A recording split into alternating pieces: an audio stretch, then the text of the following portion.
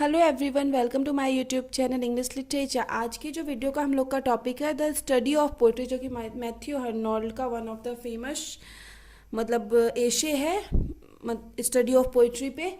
तो वीडियो जो है TMBU और मुंगेर यूनिवर्सिटी के लिए पेपर 5 के लिए पार्ट 3 पेपर 5 के लिए मोस्ट इंपॉर्टेंट क्वेश्चन है। तो वीडियो शुरू करने से पहले वीडियो अगर आपको अच्छा लगता है, आपके सिलेबस का है, तो प्लीज़ वीडियो को लाइक कीजिएगा, कमेंट करके बताइएगा वीडियो आपको कैसा लगा और चैनल को भी सब्सक्राइब कीजिएगा।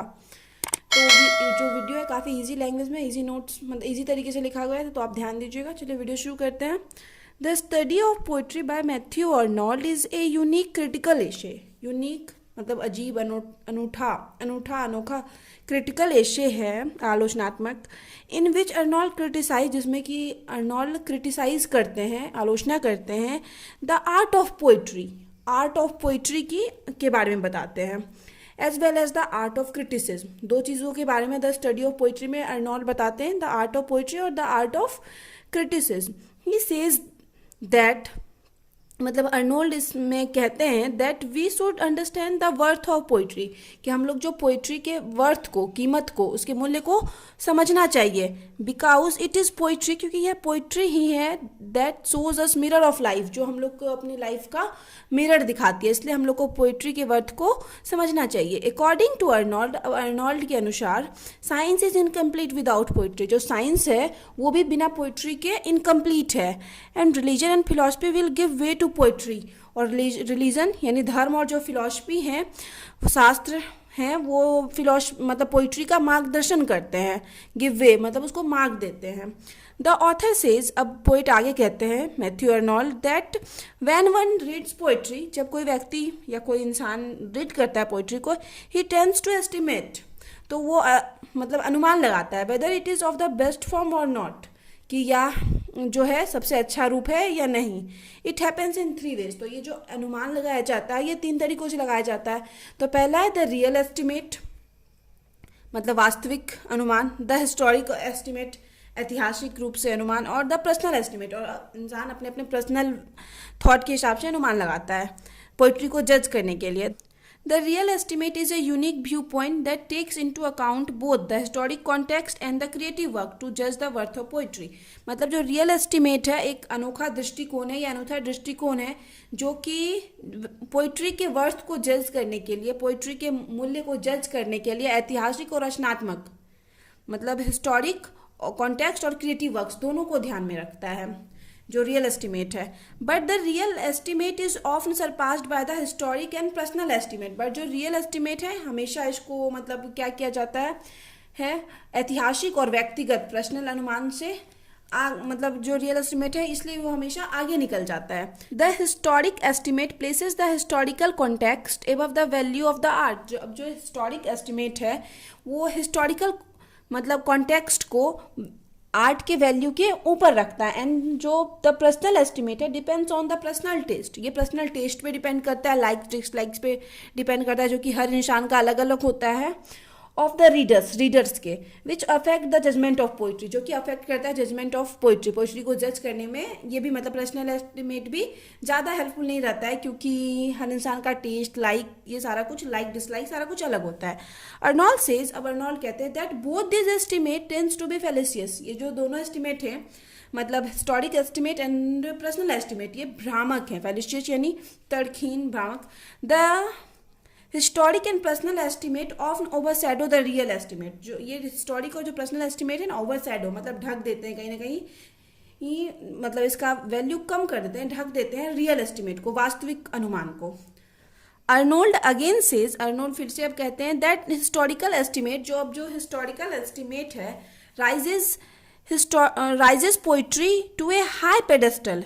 ये जो पोइट्री को है एक ऊंचे पायदान पे ले जाता है। एंड दस hinders one from noticing it's weakness, और इसके वीकनेस जो भी नोटिस हो सकता है उसको मतलब हिंडर्स यानी छुपाता है। जो हिस्टोरिकल एस्टिमेट है इसके वीकनेस को, कमजोरी को छुपाता है। ही सेज दैट, अब वो कहते हैं फिर say that if a poet is truly a classic, अगर पोइट सचमुच में वास्तविक रूप में क्लासिक होगा, his poetry will give the readers real pleasure.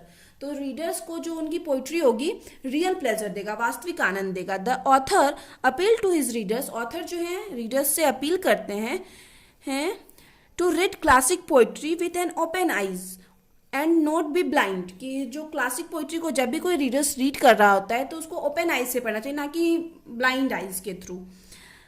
Every readers to pay his attention to all this estimate, सारे रीडर्स को इन सारे एस्टिमेट्स पे अपना अटेंशन ध्यान देना चाहिए. This estimates are the key points of the poetry, ये सारे जो एस्टिमेट्स हैं ये की पॉइंट हैं पोइट्री के. Arnold proposes the touchstone method analyzing in order to determine whether it is of the high standard or not. अब जो है अर्नोल्ड पोइट्री को जज करने के लिए टचस्टोन मेथड का मतलब टचस्टोन मेथड लाते हैं ये डिसाइड करने के लिए कि वो हाई स्टैंडर्ड है या नहीं है. He borrow this method from Longinus, Longinus poet थे काफ़ी फेमस, हु सेड मतलब काफ़ी पुराने पोइट थे, who said in his idea of the Sublime, जो कि अपनी सबलाइम यानी होता है प्रभावशाली या फिर विशिष्ट, उन मतलब उस योजना में कहते हैं that if a certain example of sublimity, ये जो विशिष्टता का है मतलब निश्चित एग्जाम्पल है, दैट कैन प्लीज एनीवन, और जो विशिष्ट होता है वो किसी को भी खुश करता है रिगार्डलेस ऑफ हैबिट टेस्ट और एज, मतलब हैबिट टेस्ट और एज के पड़े, ये जो किसी कोई चीज़ अगर प्रभावशाली होती है तो वो हैबिट टेस्ट और एज ये सब के पड़े उस इंसान को खुशी देती है. And can please at all time, और हमेशा खुशी देती है. Then it can be considered as a true example of sublime, तो ये जो है प्रभावशालिता का एक ट्रू एग्जाम्पल होता है, सच्चा उदाहरण होता है. Arnold quotes Homer then Shakespeare and Milton, Arnold जो है होमर फेमस पोइट है, देन शेक्सपियर मिल्टन सबके बारे में बात करते हैं. To is an attempt to exemplify touchstone poetry, मतलब इन सब के बारे में बात करते हुए टचस्टोन पोइट्री के थ्रू एग्जाम्पलीफाई करते हैं, उदाहरण देते हैं. अर्नोल्ड सेज दैट, अब अर्नोल्ड कहते हैं that the examples he has quoted are very dissimilar to one other, कि ये जो भी एग्जाम्पल्स ये सब देते हैं वो हो सकता है कि एक दूसरे से अलग हो पोइट्री को लेके, but they all poses A high quality, लेकिन ये सभी जो है ना अपनी पोइट्री में एक हाई क्वालिटी मेंटेन रखते हैं. ही सेज दैट, फिर से मतलब अर्नोल्ड कहते हैं ए क्रिटिक नीड नोट लेवर in vain trying to explain the greatness of poetry. एक जो आलोचक होता है, क्रिटिक होता है, जब वो ग्रेटनेस मतलब पोइट्री की ग्रेटनेस को एक्सप्लेन कर रहा होता है तो उसका जो ये लेबर है मतलब मेहनत है ये कभी वेन नहीं जाता है, मतलब बर्बाद नहीं जाता है. ही सेज दैट, वो फिर से वो कहते हैं that the high quality of poetry, जो हाई क्वालिटी पोइट्री होती है, lies in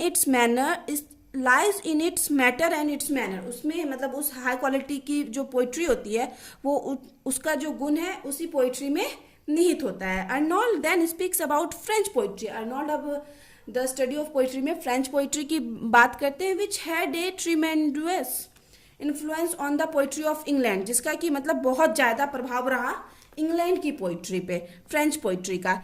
he differentiates between the poetry of northern France and the poetry of southern France, तो वो जो है ना डिफ्रेंटिएट्स यानी अंतर बताते हैं नॉर्थर्न फ्रांस और साउथर्न फ्रांस की पोइट्री के बीच. The poetry of the southern France influence Italian literature, ये जो साउथर्न फ्रांस की जो पोइट्री है वो मतलब इटालियन लिटरेचर को इन्फ्लुएंस करती है. But it is the poetry of northern France, लेकिन जो नॉर्थर्न फ्रांस की पोइट्री है that was dominant in Europe, जो कि मतलब बहुत प्रभावी थी यूरोप में इन 12th एंड 13th सेंचुरी, 12वीं और 13वीं शताब्दी में यूरोप में काफ़ी प्रभावी थी.